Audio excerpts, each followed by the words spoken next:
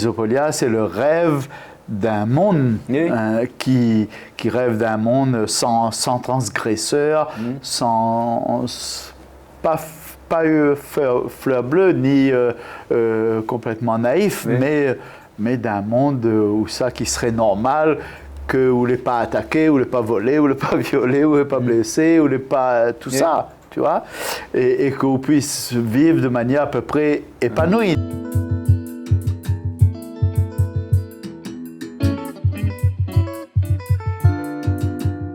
Bonjour, monsieur Richard Dijoux. C'est ça, bonjour. C'est très gentil de venir nous voir à Parallèle Sud. C'est pas si souvent qu'on reçoit du monde. Oui. Merci de recevoir moi. Ouais. Je t'ai rencontré une fois à Isopolis, à un moment donné où je m'étais intéressé à cette aventure de faiseur de changement. J'y suis passé comme ça, un petit peu en planant au-dessus. Je me suis pas vraiment intégré dedans. Mais j'ai vu que Isopolis s'est hélas terminé et que toi, tu reprends le flambeau. Donc j'aimerais que tu nous racontes cette histoire, mais peut-être avant tout ça, que tu te présentes un petit peu. Richard, qui es-tu? Tu me disais que tu viens du monde associatif. Bon, un journaliste a dit je ne me suis pas encore rencontré. Oui. On avait pas envie de dire ça, puisqu'on a une histoire assez variée en termes de parcours, aussi bien social, familial que professionnel. Et donc, pour résumer, il pourrait dire que moi, je suis du monde associatif, de l'éducation populaire, et que moi, j'ai grandi là-dedans, moi, j'ai travaillé là-dedans, toujours auprès de publics en difficulté, avec parfois un millefeuille de difficultés. Géographiquement, tu étais sur la plaine des Palmistes ou non moi, du Tampon, moi, tamponné, voilà. À nouveau, aujourd'hui, moi, je suis au Tampon. Mais moi, j'ai beaucoup voyagé. Moi, j'ai habité à l'Entre-deux, moi, j'ai habité à la plaine des Palmistes, moi, j'ai habité au Tampon, aux Trois-Mâts, moi, j'ai habité à Nevers pendant presque 10 ans. Voilà, moi, j'ai beaucoup bougé tout au long de ma vie, ouais. D'accord. Ouais.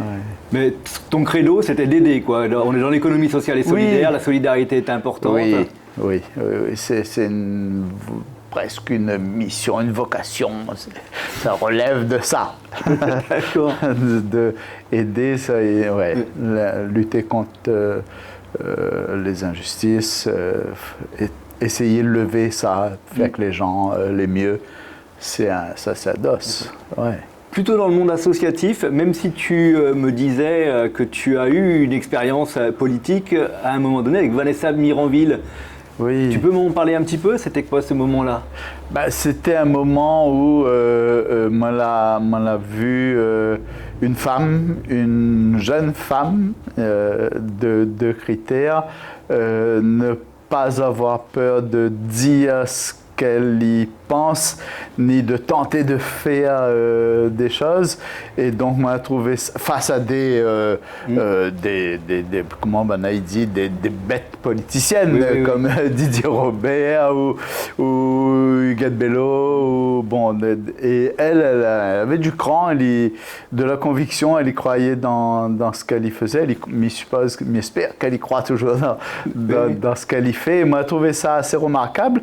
Moi, elle était en recherche de possibilités d'action moi-même, parce qu'il semble vraiment que nous vivons dans un monde complètement mobile, on ne peut pas rester immobile, il faut nous avancer, nous bouger. Et donc, moi, je rapprochais d'elle et de son parti pour des réunions avec les citoyens, etc. À l'époque, c'était beaucoup la démocratie participative, ça y intéressait moins fort.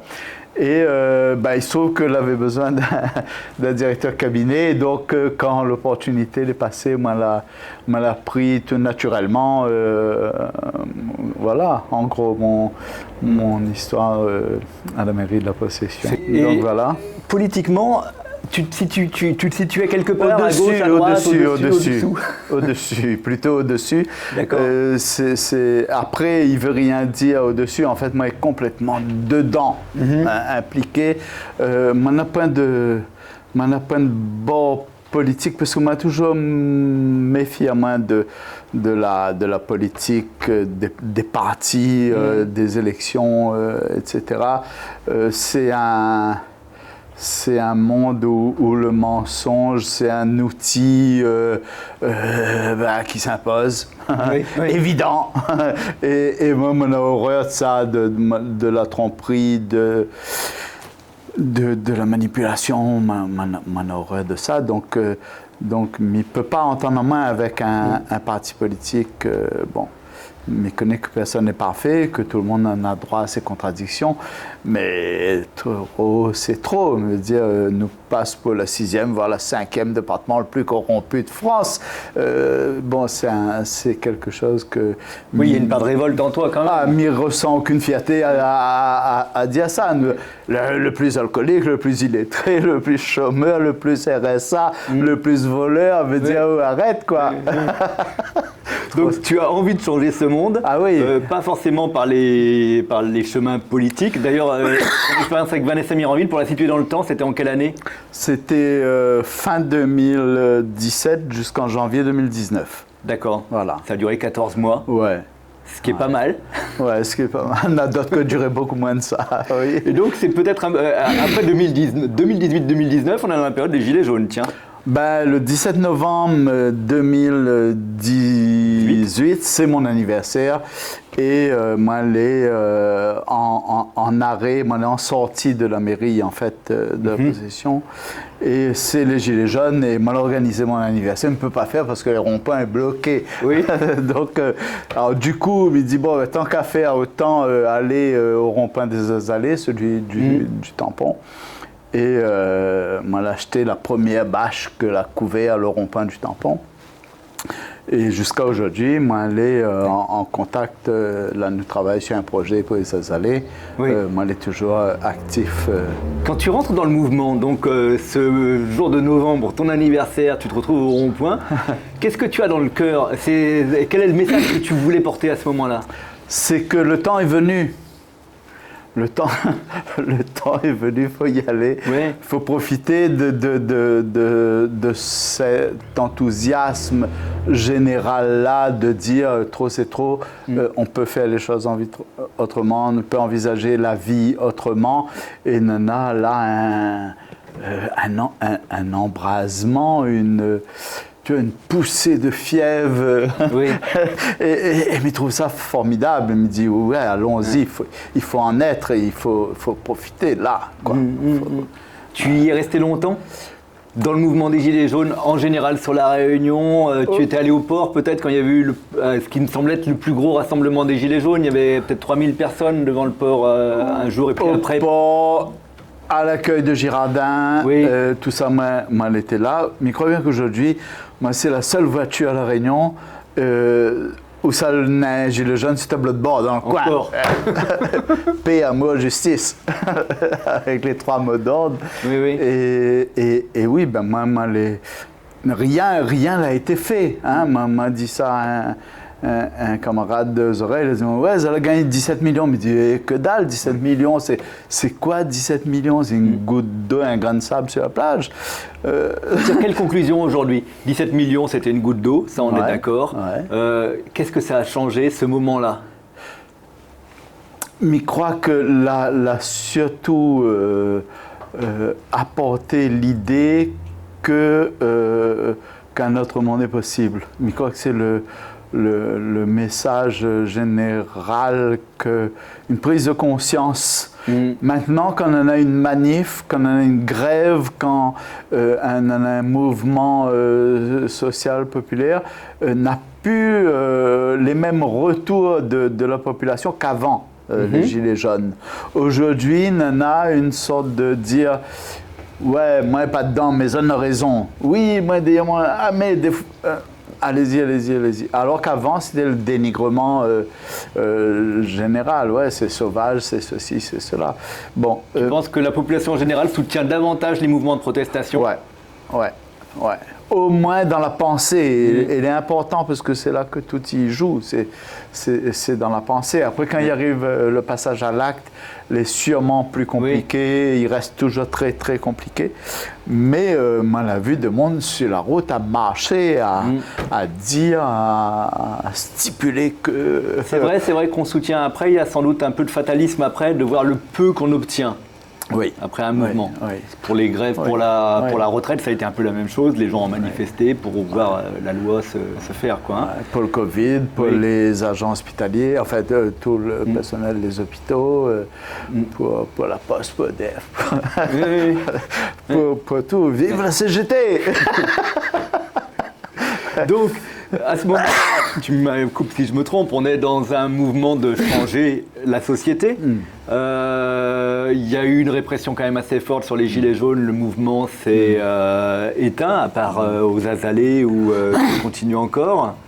Et le mouvement a commencé à éteindre avec le 20 décembre 2018 et les fêtes Noël, joie de l'an et les promesses de Girardin de dire qu'on aura tant de sous là, tant de sous là, tant de sous là, va faire ci, ça, ça. Donc tout le monde a dit, bon ben ok, ben si c'est résolu, on va fête 20 décembre.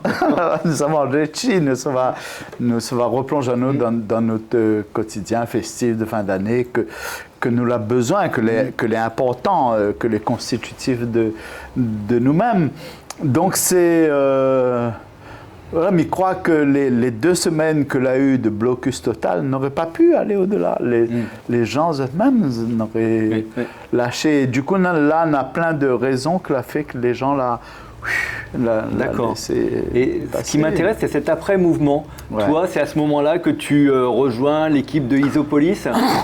Moi, j'ai fait un séjour jusqu'au Covid, en fait, à Pompayette avec Rico Nori au Santé Caisse en bas. Il m'a donné un coup de main.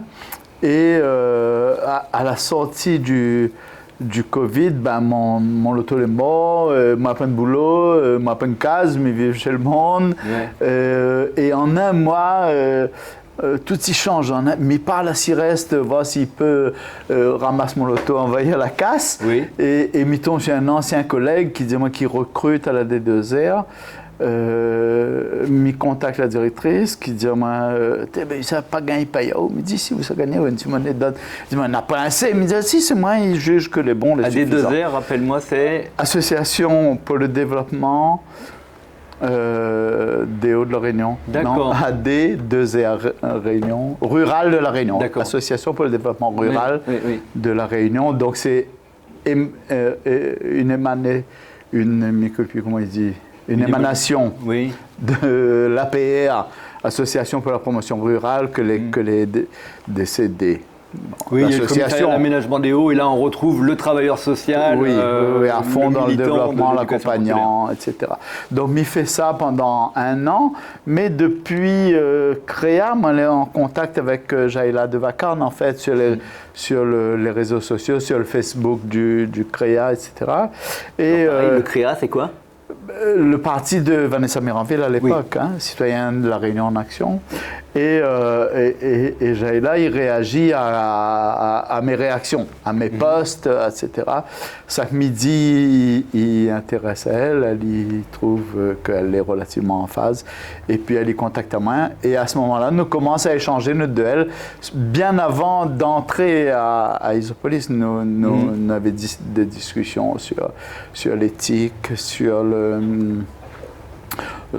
la capacité d'autodétermination des gens, sur le développement, sur l'agriculture, sur la sécurité alimentaire, sur tous ces sujets-là que va devenir le contenu de la mission Isopolis au bout du compte. Oui. Mais à cette époque-là, elle est encore dans les discussions, les réflexions, les échanges, etc., les débats. Et donc, maintenant, on a le temps de bosser 1 an à la D2R.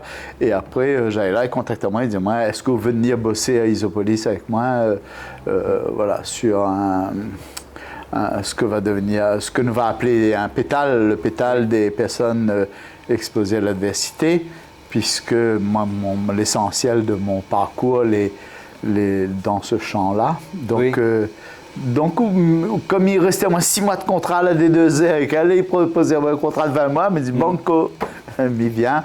Et c'est comme ça que m'a démarré en juin 2021 avec Isopolis. Ouais. Les gens exposés à l'adversité, c'est toute ta vie, ça? C'est le... moi, les nés exposés à l'adversité, moi-même, Bah ouais. Et ben, elle a grandi, exposée à l'adversité. Et quand elle a commencé à fort moment, dans une prise de conscience grâce à un book qui s'appelle Raoul Lucas, Oui. et que m'a connu à travers mon court passage à l'université. Et que quelque part, il a pris en affection, sans doute mon atypisme, il plaisait à lui, et lui a permis à moi d'accéder à une formation d'agent de développement en 84. Et là, on l'a vu la vie, on l'a vu la Réunion sous un angle que je ne soupçonnais pas. Et l'a donné du sens à tout le reste de ma vie, d'intervenir auprès des publics en difficulté, des jeunes, des femmes isolées, des adultes au chômage, des SDF, de toute la misère du monde. Hein, moi, les issus, et moi, toujours dedans. Aujourd'hui, moi, les bénévoles Emmaüs Réunion, moi, toujours dedans. Que ce soit professionnellement ou socialement, moi, toujours impliqué dans ce domaine-là. Et là, tu te dis, cette mission que tu t'es confiée depuis très longtemps, tu te dis, on peut la poursuivre à Isopolis. Ça représentait quoi, Isopolis, pour toi? Qu'est-ce que ça devait être? Eh ben, moi, c'est un indépendantiste convaincu, hein, et assumé.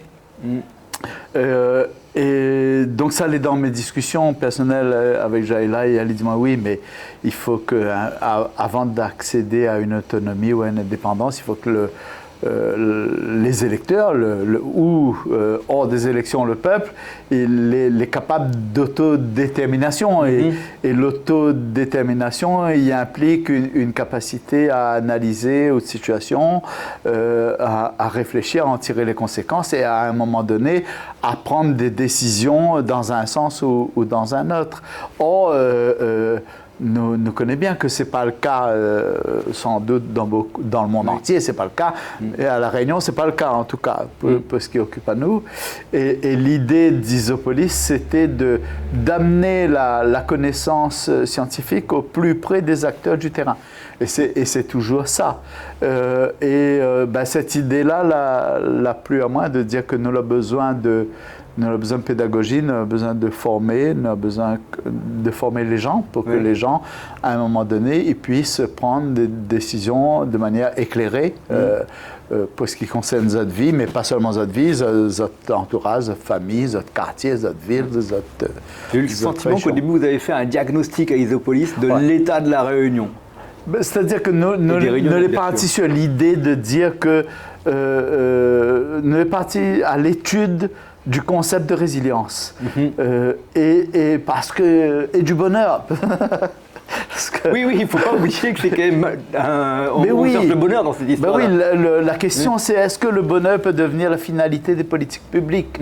C'est une question grave. Aujourd'hui, comme il voit Erika Barej, il part au Congrès des maires et il se va défendre l'école du bonheur en disant c'est un gros mot, mais on y croit, on y va, mais dit...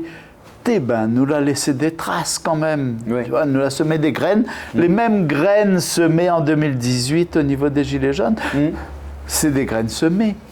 Tu vois, va prendre le temps pour germer, pousser, mais ça l'est dans le sol, ça l'a été semé. Là, pareil, les graines du bonheur, la question du bonheur l'a été semée. Et Nana, des endroits, il commence à lever. Tu vois? Et donc... comment faire pour que le bonheur devienne la finalité des politiques publiques? Il faut que les politiques y mettent en ordre de marche derrière ça. Et c'est le grand combat, parce que quand ils parlent de changer de paradigme, pour moi, c'est sortir du paradigme de l'argent, du profit, du pouvoir d'achat, de la spéculation et de tous les effets négatifs induits qui partent de là. Le trafic d'influence, le trafic en tout genre d'ailleurs, pas que d'influence et délits d'initiés et tout ça, qui fait cinquième plus corrompu, tu vois, c'est un rang à tenir.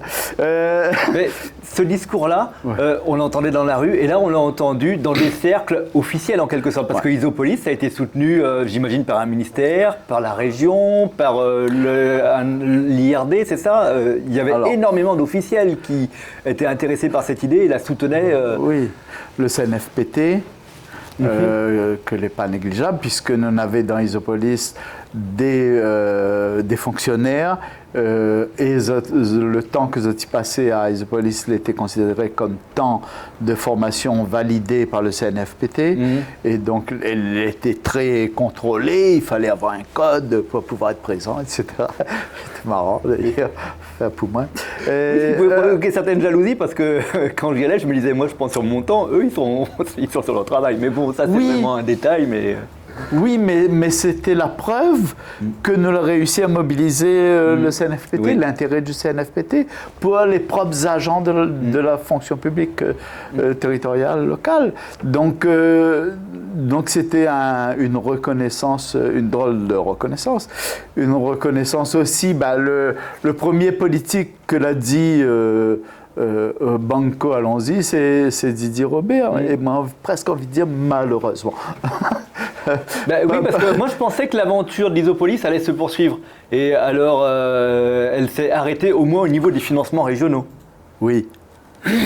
Si on veut, l'optique pour nous c'était la mission de 20 mois, qu'au départ nous voulions sur 3 ans. Bon, on a eu le financement que pour 20 mois, nous l'a pris les 20 mois, mais nous avions espéré pouvoir enclencher avec 3 ans de programme derrière, donc continuer le travail financé toujours par l'Europe avec une contrepartie région, sauf que là a eu le changement de mandat, et la nouvelle équipe l'a dit non, wait and see, comment ils avancent les affaires avant de remettre de l'argent dedans. Donc, pourtant, comme je disais, il y a eu des graines semées, il y avait déjà des pousses, enfin il y avait des résultats à leur présenter. Oui, mais nous arrose toujours les graines de lancement. Mais sur l'eau de la région, quoi. Tiens, bon, ne l'arrive pas. C'est-à-dire que nous, si on veut, quand l'Europe y finance, elle y fait un contrôle du service fait avant de rembourser les sommes dépensées. L'IRD l'a servi à nous, à la fois de partenaire sur tout ce qui est scientifique, recherche, etc., mais l'a servi à nous aussi de trésorier, de trésorerie, de banque. C'est l'IRD qui a payé les salaires, les charges sociales, les dépenses courantes, etc. L'a attendu qu'elle a eu un contrôle du service fait avant que l'IRD soit remboursé par l'Europe. Ça a été fait après, à la fin, au-delà des 20 mois, après les 20 mois. Hein. Donc, on peut dire que... Qu'est-ce qui va se passer maintenant, quoi? Ce qui va se passer maintenant, c'est que c'est maintenant... Nous l'est à 10-11 mois de la fin du programme Gamma, puisque c'était un programme avant le Alpha Beta dans Isopolis. On est chez les Grecs, quoi, mais donc... Oui. Ben oui, parce que le départ déjà c'est Isopolia, le départ de tout ça, Isopolia. Et Isopolia, c'est le rêve d'un monde qui rêve d'un monde sans transgresseur, pas fleur bleue ni complètement naïf, mais d'un monde où ça qui serait normal, où n'est pas attaqué, où n'est pas volé, où n'est pas violé, où n'est pas blessé, où n'est pas tout ça. Tu vois, et qu'on puisse vivre de manière à peu près épanouie, donc avec un bonheur relatif. Oui. Et peut-être qu'on vous a reproché que c'était une utopie et c'est pour ça qu'on a arrêté. Mais bien sûr, oui, nana de ça, c'est que c'est des gens qui planent haut, on ne sait pas ce qu'ils font, mais la moquette est bien verte. et en même temps, c'est pas tout le monde qui pense dans cette extrémité-là, puisque publiquement, donc Erika Barrage, elle y porte non seulement l'école du bonheur, mais l'idée que le bonheur il puisse effectivement devenir une finalité politique publique. Elle a lu ça encore dans la presse là cette semaine. Hein. De l'autre côté, Vanessa Miranville, que l'a enregistré elle, justement, c'était au au congrès des maires de novembre 2022, elle était à Paris, et elle a fait enregistrer là-bas, elle a envoyé son message, que nous l'a diffusé en grand à l'université là-bas, puisqu'on avait les 3 jours de, je ne me rappelle plus quoi, en lien avec le bonheur, comment on nous l'a appelé ça, le sommet de l'altruisme. Oui, avec un ministre ou un président d'un pays qui le vice-premier ministre, l'ex-premier ministre du Bhoutan, donc qui déroule là-bas le bonheur, un peu trop peut-être. Les gens, ils plainsotent finalement. Ils gagnent plus fumer en liberté, c'est quoi ce bonheur-là? Oui, non, si le bonheur est en liberté, c'est pas intéressant. Ben non. Et donc, Nana a des politiques qu'elle a pris position et qui continuent à porter le message. Donc, c'est pas tous les politiques qui disent non à Isolife ou à Isopolis. Et donc, la graine semée, pour moi, ne me désespère pas même. Il faut voir des plantes que je croyais sèches et que 2 ans après, ils bougent de mes yeux ce soir. En fait, il était encore là. Alors, quelles sont les conditions qui vont faire que ça va bourgeonner? Tu es en train de bosser dessus Aujourd'hui. Donc moi, elle est arrivé à Isolife. Isolife, c'est l'association qui... C'est un outil administratif, c'est une association, outil administratif qui permet de porter les actions en partenariat là jusqu'à maintenant avec l'IAD. Et nous espérons de plus en plus avec pas seulement l'IAD, mais aussi l'Université de La Réunion, mais aussi la région dans toute sa déclinaison sur l'innovation. Donc la commission, la direction et l'agence de l'innovation, nous espérons travailler avec eux, nous les pas fâcher, nous les y entend notre volonté de continuer et de faire les choses autrement et avec plus de monde et avec Zot. Donc, tu vois, nous ne sommes pas dans une position qui plane, pas que de la planète, quoi. Nous sommes aussi ancrés dans les réalités locales. Et là, nous avons un projet donc, de tiers-lieu de recherche au stade de la réflexion. Et à cette réflexion-là, ils participent déjà l'IAD et l'université. Voilà. Et la région, ils connaissent que nous travaillons dessus. Donc là, ça va envoyer un courrier à la région là, d'ici fin décembre avec une demande de rencontre des élus, donc de Madame la Présidente, et de pouvoir solder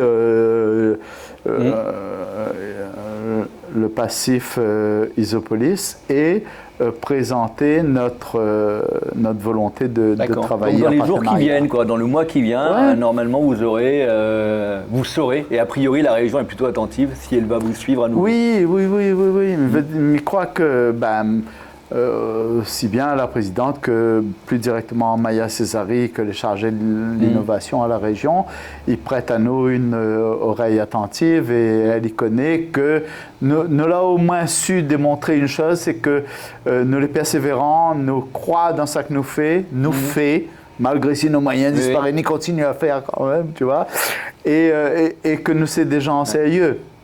Est-ce que c'est quoi le noyau dur d'Isopolis? Vous êtes combien Isolife, mais plutôt Isolife, aujourd'hui, nous sommes à 20 personnes. Oui. Hein? Donc, à 20 personnes qui participent à une espèce de conseil d'administration élargi. Nous sommes à 10 vraiment actifs dans le conseil d'administration et une dizaine d'ex-passagers, ce que nous appelons du vaisseau, que les là, que les présents et qui participent. Nous avons une assemblée générale prévue le 12 décembre là, parce que entre janvier et aujourd'hui, il y a eu 2 ou 3 membres du conseil d'administration qu'il est devenu indisponible et il ne peut plus continuer à être présent. Donc nous sommes bien obligés de suppléer à ce poste. Et pour ça, il faut une assemblée générale extraordinaire. Donc on a programmé ça. Et tu en es devenu le président? À la demande générale. D'accord. Je veux dire, moi, soit de mon yam, moi, soit il déteste moi, on n'a pas de moyenne, quoi. Hein. Et moi, c'est un monde qui aime bien la joie, moi, il aime bien qui rigole, mais moi, il est hyper exigeant en même temps. Hein? Et donc, cette espèce d'antagonisme là dans les expressions, il ne plaît pas toujours. Soit on rigole tout le temps, soit on essaye tout le temps, mais pas les deux mélangés. Ben si, pourquoi pas. Et ça fait 1 an que tu es président d'Isolife. Ouais. Le président refondateur, on pourrait dire. Quoi, hein, oui. Et donc, avec pas la même audience, ni avec les mêmes publics, on a des personnes qui surprennent moins que dans l'engouement pour ce que ils disent, ce qu'ils portent et ce qu'ils véhiculent.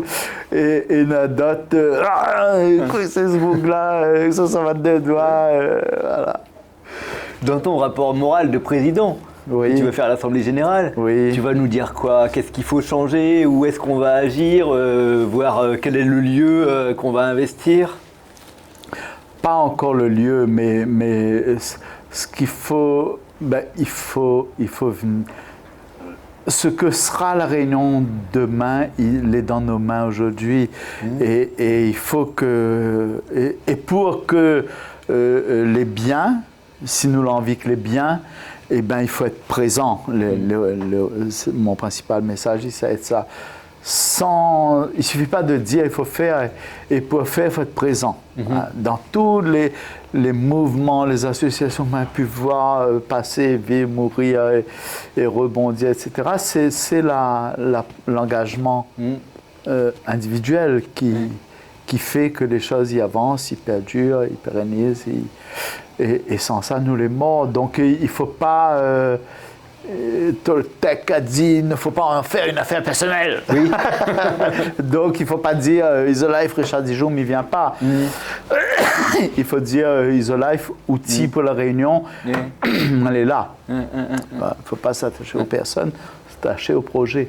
C'est quand je te parlais au début de fatalisme où les gens ont l'impression que c'est très difficile de faire changer la société. Tu défends les valeurs de l'identité, les valeurs d'une réunion autonome énergétiquement et alimentairement. Et dans la réalité, c'est des choses qui ont beaucoup de mal à avancer. On a de plus en plus de fast-food, il y a du béton qui va bientôt faire le tour de l'île. Moi, les dans ces combats la plus politique dans une autre association, que ce n'est pas Isolife. Là, Isolife, nous est vraiment sur le plan de la connaissance nécessaire à l'action. Et comment faire pour que les instances qui peuvent produire ou révéler des connaissances, donc université, il y a des établissements de recherche, et aussi l'action de l'innovation, Nexa et compagnie, toutes ces instances-là que les à même de favoriser l'émergence de connaissances, de sauvegarde et de accessibilité, parce qu'il ne s'agit pas que d'avoir moi, je dis, les bibliothèques qui ne connaissent pas lire, sinon pas personne n'y rentre dans la bibliothèque pour aller attraper le livre. Le savoir entassé, ça ne servira à rien. Donc, faire participer ces gens-là avec la société civile, donc avec l'association Isolife, dans lequel on va retrouver le monde associatif, le monde économique, monsieur, madame, tout le monde. Voilà, c'est ça le combat d'Isolife aujourd'hui. Et imaginons que vous obteniez les aides qui sont nécessaires à votre action. Le projet, ça serait quoi? Là, c'est vraiment le tiers-lieu de recherche. C'est-à-dire, si nous arrivons à avoir un lieu physique avec du foncier, du bâti, tant mieux. Sinon, s'il n'y arrive pas, qu'au moins, ni puisse mettre en place une plateforme virtuelle qui permet de travailler, de faire des actions de recherche, de la co-recherche, de la recherche participative et de produire des résultats que nous arrivons à fonctionner avec un minimum de logistique matérielle, beaucoup plus en virtuel du coup, mais que nous arrivons à fonctionner, à faire un tiers-lieu qui produit des recherches et des connaissances utiles au développement et à l'émancipation de l'île. Les questions fondamentales qu'il faut se poser avant de commencer ces recherches, c'est lesquelles alors? On recherche sur quoi? Nous, on est toujours sur la même chose. On est toujours sur comment avoir une organisation ou des organisations que les dents qui place l'humain au cœur de ses préoccupations. Comment arriver à un territoire qui fait ça? Donc, comment avoir des organisations qui permettent ça? Comment faire pour que que nous disposions de ressources suffisantes et de qualité de qualité satisfaisante pour que le monde les puisse dans le malisé, qu'ils gagnent manger, ils gagnent soigner aller, ils gagnent couvrir un certain nombre de besoins de manière autonome. Pour moi, l'autonomie, il ne s'agit pas d'être capable de tout produire, mais il s'agit de savoir où il est la ressource et d'accéder, de mettre en place ce qu'il faut pour y accéder. Nous peut aller planter patates à Mada, si nous avons le créneau, le paginon, pas obligé de planter toutes patates ici. Bon, on peut garder un petit peu en cadre, non encore. C'est très pluridisciplinaire, quoi. Toutes les disciplines sont la culture, prises dedans. Les ressources, l'individu, tout ce que... Bon, moi, j'ai exploré le champ des politiques publiques pour les personnes exposées à l'adversité. Là, il dit les personnes vulnérables. Il y en a plein de mesures pour les personnes vulnérables, de l'État, du département, dont c'est une des principales missions. Il y en a plein de dispositifs, d'organismes. Bon.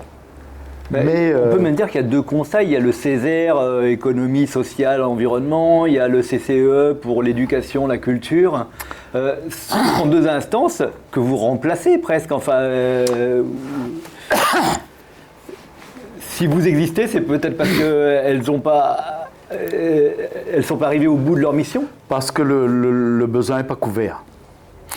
Le Césaire, il travaille à faire des études pour servir l'action politique de la région. Nexa, à peu près la même chose. Les dispositifs sur l'innovation aussi, c'est des organes au service de l'action publique. Et c'est pas au service direct de la société civile. C'est ça.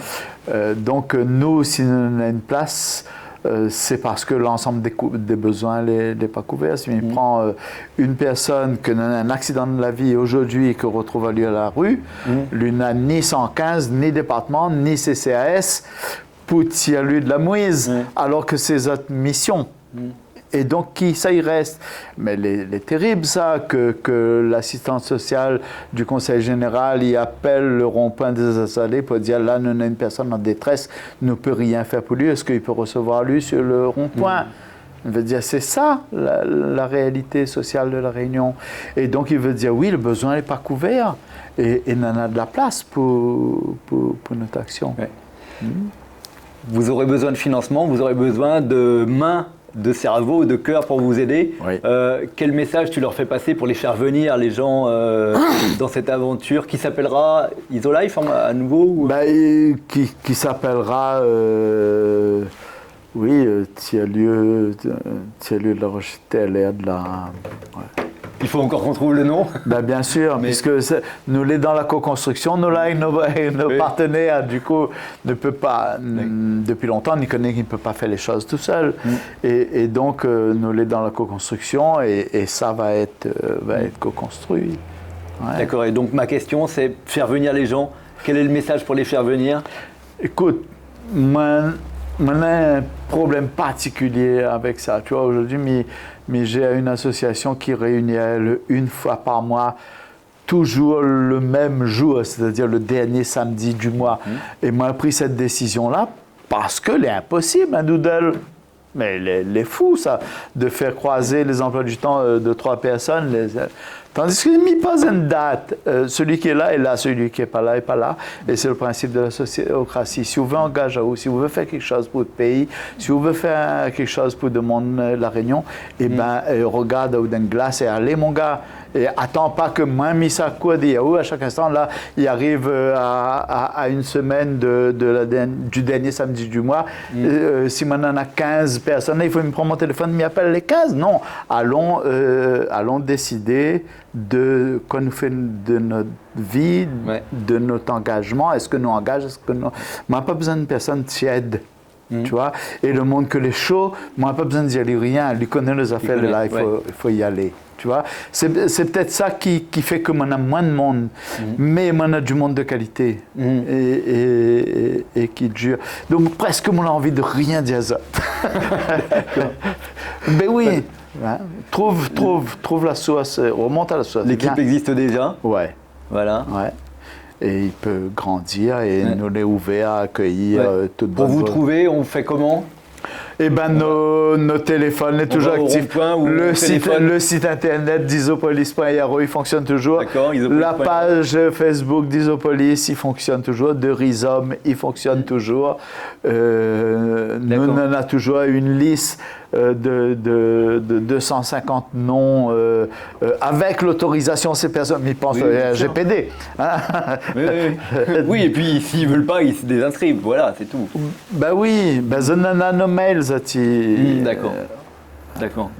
Donc voilà, le Rhizome qui est sous terre là, il est bien encore. Oui, moi été agréablement surpris. Moi, j'ai vu qu'on a 900 abonnés sur la page Facebook de Rhizome. Ouais. Et donc, là-dedans, on en a de tout, hein, du moins bon, mais du meilleur. Le Rhizome, ça voulait dire quoi? Parce que les réseaux d'innovation sociétale ouverte et mutualisée. D'accord. Donc, dans le partage total. D'accord. Là, c'était un sigle et il n'y avait pas de truc grec derrière, quoi. On avait ISO. Quand même, ouais. Okay. Innovation sociétale ouverte. Oui, il n'y avait pas de police. Oui, il n'y avait pas le police derrière. D'accord. Voilà. Et ben voilà. Je ne sais pas si tu veux conclure sur une note. Sur une note, moi, on a une pensée particulière pour la notion de réparation de sortie de l'esclavage. Pour moi, c'est quelque chose que n'a jamais eu lieu. Et la première réparation qu'on aurait dû avoir lieu avant de donner des sous aux maîtres, parce que vous perdu des autres main-d'œuvre en 1848, n'aurait été de partager la terre au minimum avec les esclaves nouvellement affranchis pour que vous puissent avoir une base sur laquelle entreprendre, hein, puisque les terres de la Réunion ont été distribuées aux colons du battant des lames au sommet des montagnes, et il a fallu des esclaves pour rentabiliser ces terres-là en activité agricole. Et donc, quand on a fini l'esclavage, les gars, la Compagnie des Indes n'est plus là, refait un remembrement foncier déjà à cette époque-là, et lâche pas une population, mais ne connaît pas combien d'esclaves il y avait, 90 000 ou ne connaît pas combien à la sortie de l'esclavage, lâche pas ces gens-là dans le chemin, à la merci de tout et n'importe quoi, sans donner aux autres quelque chose, quoi. Ou partir travailler en Afrique, en Canada, en Chine, ou je sais pas où, les autres là, ou utiliser comme on l'a voulu, voilà, et où l'a aboli, il faut féliciter à où 180 ans après, c'est ça, enfin je fais un calcul un peu rapide, la compensation, elle n'a jamais été faite, elle peut se faire comment? Eh bien, le problème foncier, le problème de la terre est central dans tout ce qu'on veut faire. Aujourd'hui, CBO territorial, il distribue les terres dans notre 30 hectares et ça fait des hôtels pour 2500 personnes. Mais c'est quoi ce gros groupe financier que tout d'un coup, il devient propriétaire des terres des hauts des mi-pentes de l'ouest, quoi, de la Saline? Quoi les politiques qu'il fait? Comment il a laissé ça possible? Parce que là, c'est de la pure spéculation foncière. Hein. Ils l'ont rendu possible en changeant le schéma d'aménagement régional et en changeant le plus, sinon c'était pas possible. Oui, mais c'est quand même les politiques qui laissent faire. Si admettons que ce soit des privés qui ont vendu aux terres, mais les communes, les communautés de communes n'en a de l'intelligence, enfin du moins m'y espère. Il semblerait moins logique que vous allez un petit peu intelligent. Et si vous avez une volonté de développement pour la Réunion, de prise en compte des autres régions, la terre, c'est la première ressource. Et c'est la première que les brader, que les donner aux groupes financiers, aux spéculateurs. Pour que, donc, allons remettre la terre dans la main. population de 800 000 habitants, on en a je ne sais pas combien de mille, 110 000, 100 000, 140 000 chômeurs. Et nous entretiens avec des contrats aidés en disant voilà, un petit contrat, un petit peu la CEDIC, un petit peu RSA, un petit peu contrat, et puis nous recommence. Donc les revenus de transfert nous tuent chez ZOT la motivation, la mobilisation à mettre ZOT en activité pour produire quelque chose, nous tue ça. Ça l'est mort aujourd'hui. Aujourd'hui, me donne n'importe quel beau qui plein, allons planter pour me donner un terrain, lui emmerder avec. Bien sûr, parce que ça n'a pas été aidé, éduqué. Donc, il faut tout refaire. De l'éducation, de la formation, de la prise de conscience, des moyens à mettre en place, etc. C'est une révolution dont tu parles. C'est ce que me dit, mais pour ça, il faut que les là-dedans et les politiques en place, les dans aux enjeux personnels, hein, il faut que ça restent en place. La mission d'un directeur de cabinet, c'est de faire que son maire les réélu, que son élu les réélu. Jusqu'où?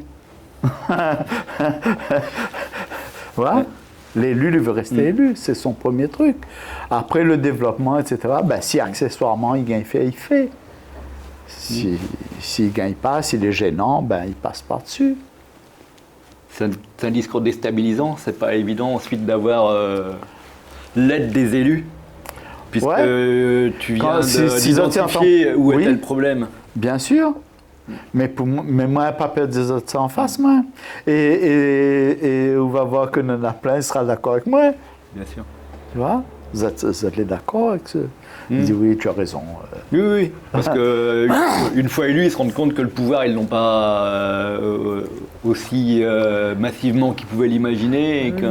Et quand vous voulez un élu en activité pour 6 ans, et que ou vise ou les sur commune là, et du coup ou vise la région, tu vois, et ben les 3 ans les 3 dernières années de mandat de maire là, et ben ou les au moins à 40% en campagne sur la prochaine élection.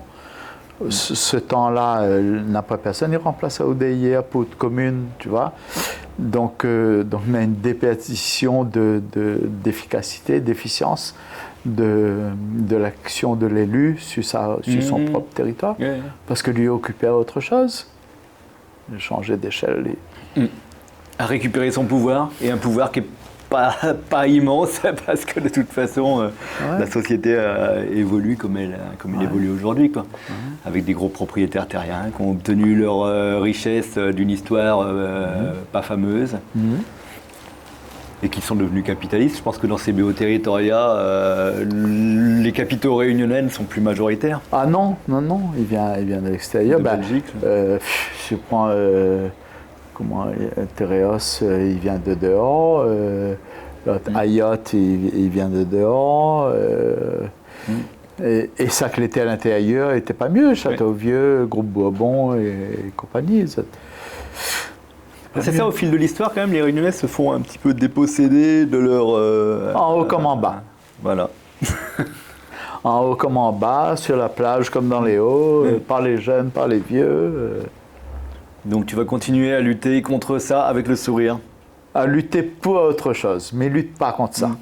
On m'a dit quand on lutte contre, on rassemble aux ennemis. Et quand on lutte pour, on réunit aux amis. Les accords Toltec. Mais celle-là, c'est l'accord à moi, la mienne, ça. Voilà. Merci beaucoup, Richard. Je t'en prie, c'est un plaisir. Ouais, mais que pas coup ça fait avec tout ça. On va mettre ça en ligne. On sort à où? À moi. Moi, pas de problème. Ce que me donne, ne reprend pas. Si vous avez aimé cette vidéo de Parallèle Sud, média réunionnais indépendant, partagez-la. Et si vous voulez soutenir la liberté de la presse, faites un don sur notre site parallèlesud.com. L'info est un droit, mais elle a un prix.